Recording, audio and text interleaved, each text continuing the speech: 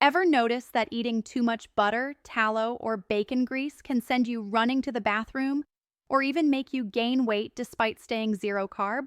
Let's talk about why all fats don't behave the same and how rendered fat differs from the fat that's naturally built into meat. When people start the carnivore diet, they often hear, "Fat is fuel." And that's true. Fat is what powers you once your body switches over to fat burning mode. But there's a big difference between eating rendered fat, like the melted fat from a ribeye or spoonfuls of tallow, and eating intermuscular fat, which is the marbling naturally woven into the muscle itself. Intermuscular fat, also called marbling, is fat that's bound in the meat. It's digested slowly alongside protein, helping your body absorb and utilize it more efficiently. It provides steady, balanced energy without overwhelming your digestive system.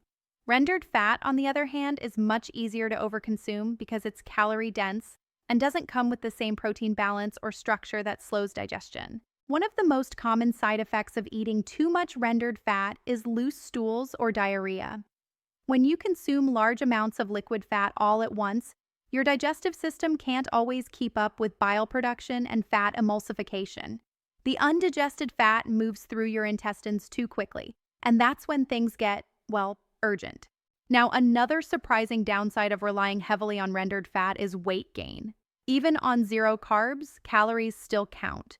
Rendered fat is extremely energy dense, so it's easy to overconsume calories when the fat is not linked with protein to create a sense of fullness. Meanwhile, intermuscular fat tends to self-regulate your intake. It's harder to overeat a fatty ribeye than it is to sip on a mug of buttery broth. Over time, that extra fat can push you into a caloric surplus, even if you're staying strict carnivore. That means stalled fat loss or even weight gain. The trick is balance. If you're getting digestive issues or notice your weight creeping up, it's worth adjusting your fat source, not just your fat amount. Try getting most of your fat from marbled meats like ribeye, chuck roast, or short ribs. Use rendered fats sparingly as cooking aids or flavor enhancers, not as a primary fuel source. You'll likely find that your digestion smooths out, your energy becomes steadier, and your satiety improves. So, while fat is absolutely essential on the carnivore diet, the form matters just as much as the quantity.